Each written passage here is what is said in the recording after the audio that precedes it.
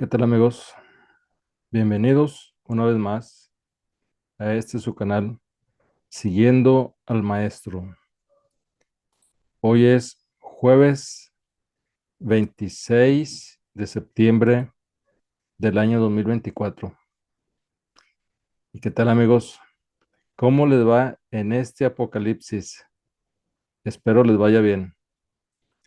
A que no le está yendo nada bien es a este mes de septiembre que ya está por finalizar. Un mes más que se va. Muy bien, amigos. Para el día de hoy les tengo un video titulado ¿Cómo un niño concebido por humanos podía ser divino? Muy bien, amigos, déjenme decirles algo antes de iniciar con esto. Si usted es de los que cree que el maestro nació de una virgen y que nació con todos los poderes de un dios, así por arte, por magia, digámoslo así, porque se le apareció un ángel y le dijo a María que iba a tener un hijo, así como si nada, pues le sugiero dos cosas: que vea mejor otro video, o si es de mente abierta, pues quédese aquí para que conozca esta verdad. Simplemente, amigos, como, bueno, el maestro fue engendrado como cualquier ser humano. Entonces, ¿por qué los evangelios y creyentes le asignan una concepción sobrenatural? ¿Cómo es esto posible? Pues bien, mucha gente así lo cree, pero como les digo, si usted quiere conocer la verdad, pues quédese viendo este video y también le sugiero que se quede cómodamente sentado en el lugar donde esté, se ponga su cinturón de seguridad y en unos instantes más nos vamos directamente a la información y contenido principal de este video. Esta información usted la puede encontrar en Caballo de Troya número 6. Así es que, amigos, ¿qué les parece si empezamos a rodar la cámara?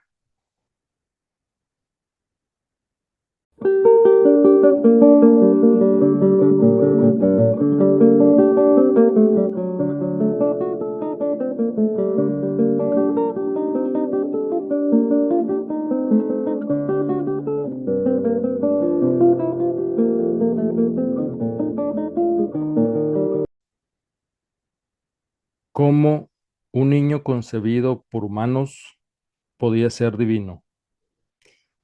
Y sin poder contenerse, dejó en el aire otra delicada cuestión, una interrogante que también martilleaba en mi cerebro desde que acertásemos a probar la paternidad biológica del contratista de obras. Si el maestro fue engendrado como cualquier ser humano, ¿por qué los evangelios y creyentes le asignan una concepción sobrenatural? El asunto, obviamente, nos llevó muy lejos.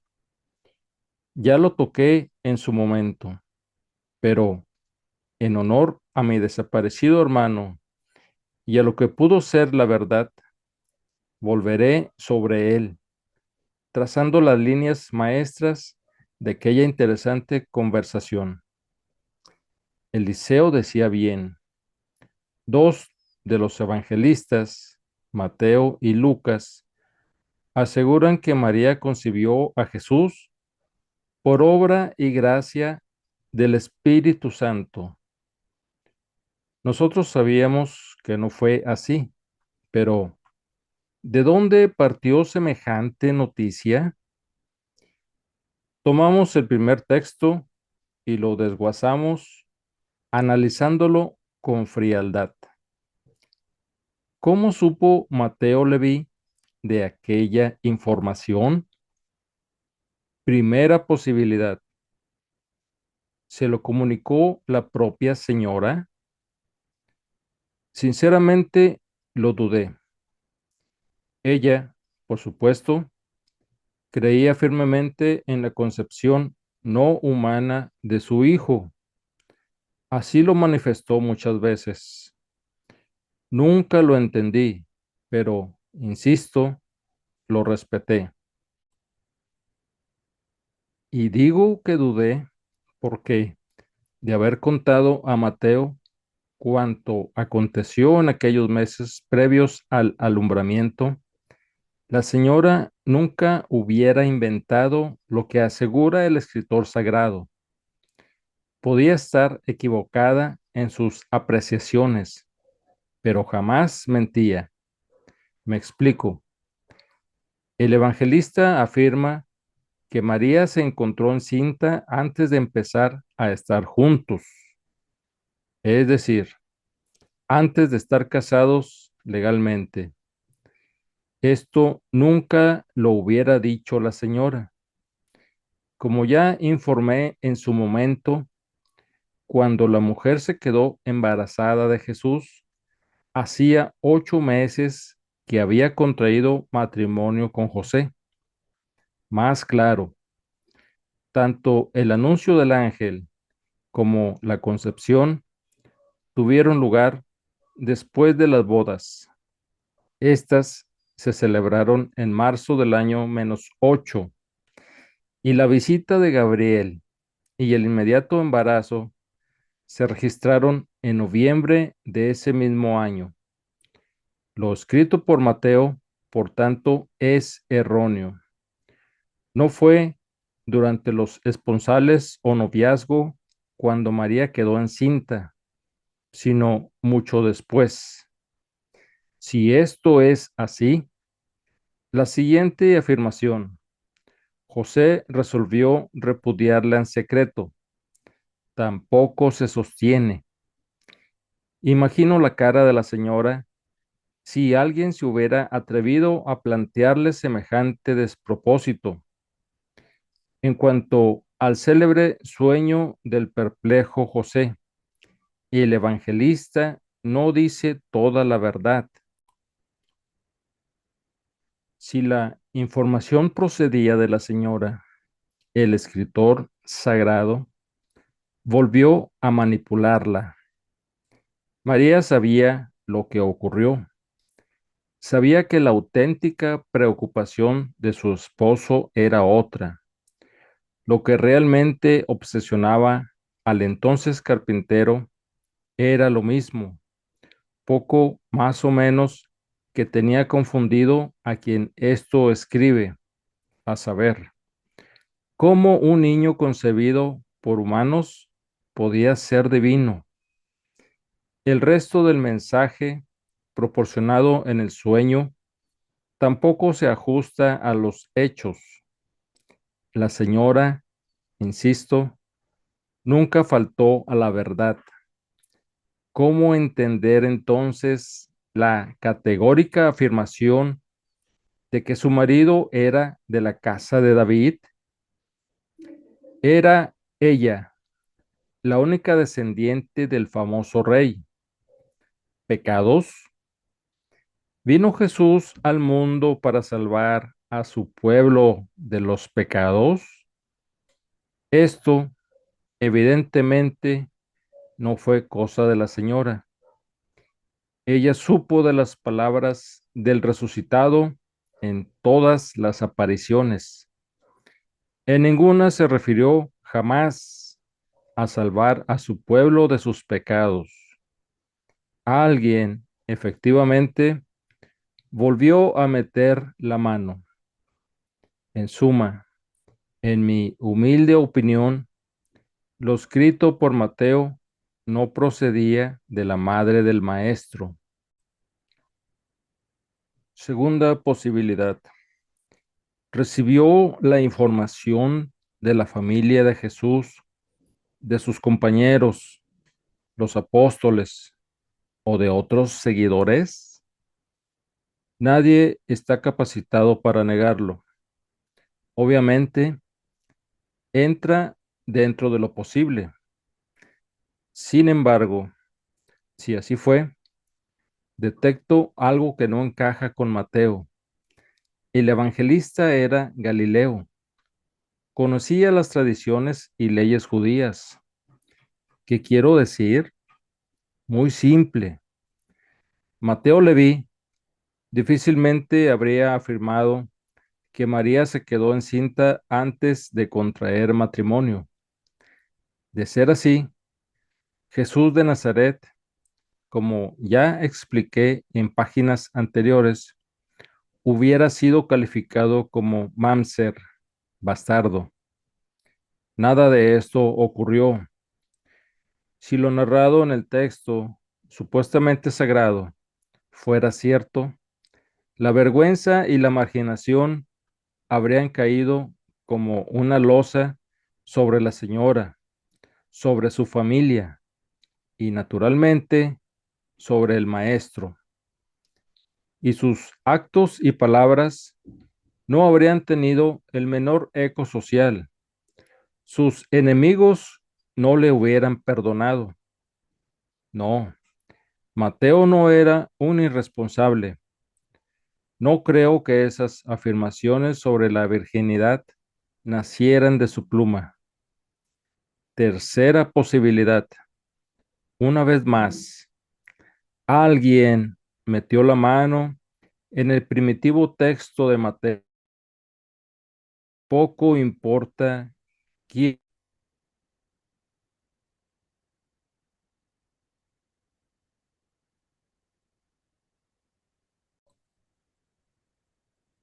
Una realidad, la magnífica maternidad de la señora, que no precisaba de adorno alguno, porque, en definitiva, esa parece ser la razón que movió al manipulador o manipuladores a modificar los hechos. La historia se repetía.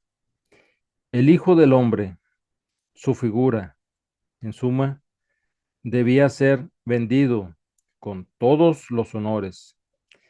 ¿Y qué decían las más antiguas y regias leyendas? Dioses, héroes y avalares en general nacieron siempre de una virgen.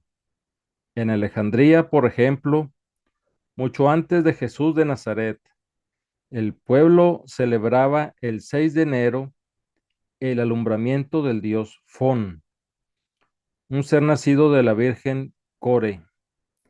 En esa fecha, tras una ceremonia nocturna, las gentes marchaban en procesión hasta la gruta en la que había nacido el dios.